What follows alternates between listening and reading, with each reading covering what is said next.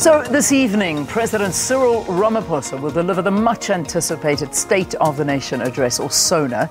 This will be his second, following the ANC's decision to recall President Jacob Zuma. You'll remember this on the 13th of February last year. I remember spending my Valentine's Day here at the SABC studios when that happened. Now, what should the president have in his speech, and what should he keep out? Good questions to try and get some answers to. Levy Ndou, who's here in studio with us. He's a political science lecturer at the Tshwane University of Technology. Always good to see you. Welcome. Good morning. So we've seen that ever since President Ramaphosa has come into office, he's trying to press all the right buttons, trying to make everybody happy, trying to say the right things, do the right things. Is that kind of the theme, what we can expect this evening, or give us your expectations? Yes, indeed. You know, President Ramaphosa tries his best, not only to unite his own party, but also to say what is actually expected from all South Africans. And he's in a quite very difficult situation because he has to isolate himself from all the wrong things that happened in government whilst he was there, but also at the same time trying to say, we acknowledge all the wrongs that has happened, and this is what I'm actually bringing as the new president. And today, what I more expect from him is that he must then try his best to outline all the good things that government has done, and on the other side, identify challenging areas and then provide a plan for South Africa to say, this is what we have done, these are the challenges that we had, but also at the same time, I have a plan for South Africa. And what he has to do then will be to bring confidence to the ordinary South Africans, to business, and to those that will be listening from outside South Africa. Yeah. You know, we obviously in an election year, so it's a fine balance that the president needs to meet here, because being the head of the country and also being a head of a political party is, you know, a fine balancing act, because as much as he is running a country and needs to talk to the country, he also needs to score election votes when the polls open. So this kind of State of the Nation address is also a big balancing act, because he really does need to highlight many of the positives that have been done, but it's the negatives that are also something that needs to be addressed in a big way. How does he go about balancing something like that? Whether we like it or not, President Ramaphosa has an opportunity as well to focus on his election ambitions. And that is why what he then has to do would be to identify the achievements of government. And at the same time, when he identifies the problems that are there, he must then be able to say, this is the plan that I have. But then also remember, he is in a much advantageous position, and his party, as compared to the opposition in South Africa, because he'll be talking to the entire nation and also saying to them, I'm still available to bring in a much better life for all of you. So he will be using this as a campaign strategy, but also to say, for all South Africans, this is the plan. And whether we like it or not, he has to touch on the common or known challenges that we have, even though all of us are going to say, we have heard about these issues being raised in the past, but then he must actually then come with a broader plan on how then the government is supposed to address those challenges. Yeah, you know, it certainly is a fine balancing act that he needs to find. Where do you see President Ramaphosa falling short at SONA, though? Because you cannot address everything, and there are high expectations. There always are high expectations when it comes to SONA. I mean, we've asked people what they're hoping to see and hear, and most of the people all talking about how a job is going to be created, how is education going to be improved, the healthcare. I mean, it's all the same things over and over that seem to be raised. So, you know, let's talk to the expectations. Well, remember, during the January 8 statement of the ANC, there are a lot of areas that the ANC actually touched on. Now that is being deployed by the ANC, I see a lot of issues that were raised in the ANC manifesto also resurfacing today as part of the plan of the ANC and that of government.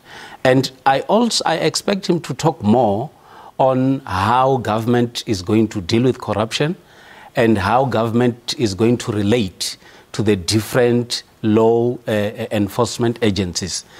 If you look at the commissions that are actually running today, they portray a picture of a compromised law enforcement agencies. And I expect the president to talk more on them and ensuring that all South Africans develop a new confidence in all these institutions. Yeah. And the fight against corruption, it's going to be very much primary. But another area that for me has to be touched on will be on service delivery. Because in most of the government departments, citizens continue to complain, and that is where indeed government and the leadership of the state has to ensure that a lot is actually done to satisfy the ordinary citizens. Yeah. You know, we look back a year ago, and I mean, we forget easily. I mean, if you remember last year this time, it was all about the resignation, whether or not Jacob Zuma, our former president, was going to step down. He eventually did. SONA had to be delayed. Everything around it was an absolute frenzy. And then once it did happen, then we saw President Cyril Ramaphosa delivering his first State of the Nation address. So it's a country that is, you know, we've gone through a very difficult time to get to where we are. And you also see the ANC going through a very difficult time right now. It's a divided party, a divided country. How does he bring about but genuine unity? Because that word unity that keeps on being thrown around is exactly that, a word thrown around, and yet we're not seeing too much of it. How does he do this?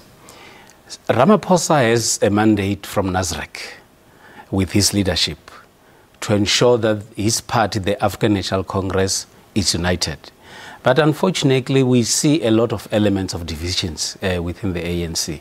And I know that whilst he's delivering his speech, even now, as he prepares to deliver the speech, on the back of his mind is the court ruling of yesterday. Yes. That reinstates the Supra Mahumapelo in the Northwest. It is up to the leadership of the ANC Luthuli House and the Northwest Province, the reinstated leadership and the PTT to be brought together in order for them to come with a comprehensive strategy that will actually bring unity in the province. But also, they might then decide also to say, this is not an urgent matter. Let us delay all the discussions around the Northwest and wait for the elections, and then we'll deal with this matter at a later stage. But another area as well is that the term of office of the province is almost expired. And that is where both of them will be required to ensure that they trend very carefully in order to ensure that they bring back the confidence of ordinary citizens of the Northwest Province.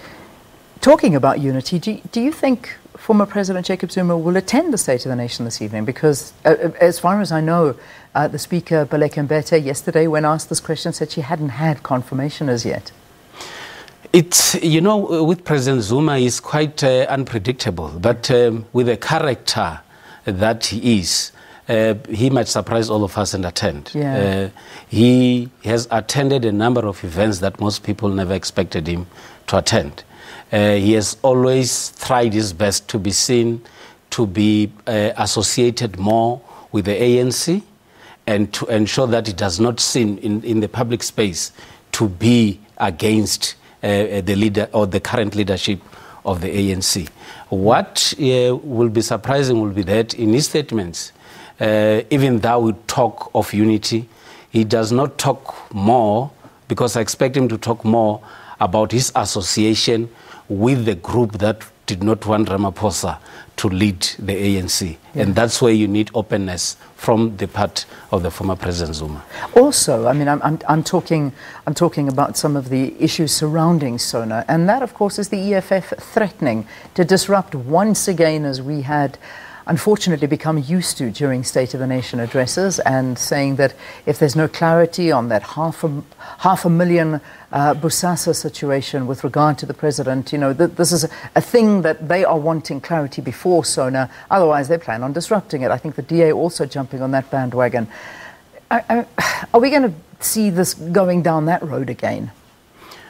Has there been clarity over Bosasa by the president? That's a big question. But then we all know that this matter has been referred to the public protector. And he keeps on saying, wait for that report and then we'll talk. And indeed, he also wrote a letter to say, I did not deliberately mislead Parliament because I did that based on the facts that were on the table. But what do we know the EFF for in Parliament, especially in gatherings similar to this one? The history is very clear that they would try their best to do disruptions. But the question will be, will the disruptions today necessary? For me, there are a few things that we need to look at. We're moving towards elections. This will be the last push for Ramaphosa to talk to the public. And there could be an element of jealousy on the part of the opposition to say, if we give him this platform, then he's running away with it. But then the strategy has to change as well from the opposition. You know, the way the opposition dealt or has been dealing with former President Zuma should not be the same strategy that they should use when they are dealing with President Ramaphosa. If the strategy has worked in the past, it might not work this time, or it might work. So it's up to them to develop the best strategy that will make them to attract more votes. It certainly is, and I know that there's a story doing the rounds as well where a diplomat actually turned around and told the DA leader, Mmusi Maimane, that no, they are shifting their vote from the DA to the ANC because they have a lot of confidence in Ramaphosa. So the opposition parties are getting nervous. They really are, and let's not kid. Like we said at the beginning of this interview, this is an election year. 30 seconds if you can. Land expropriation, ESCOM, other pertinent issues that you want to be mentioned in the speech. What are they? Also Labour. Indeed. He also has to talk about higher education, and education in general. You know what is happening in the country, a lot of disruptions that are happening that relates mainly to funding.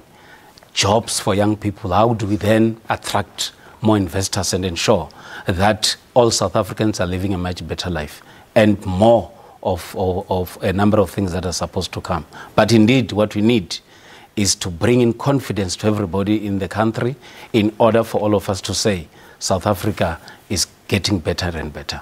Levy, always a pleasure speaking to you. We'll be watching very closely, listening tentatively. 7 o'clock this evening, that is when the State of the Nation address is taking place. Levy Ndou, thank you very much from TUT, a political analyst talking to us here on the story, or a political science lecturer, I should say. Remember that SABC covering State of the Nation live, 7 o'clock, will be on SABC 2, and it'll be on radio stations as well as channel 404. So we are making sure that you have access to it no matter where you are. That leads us into our news at 7.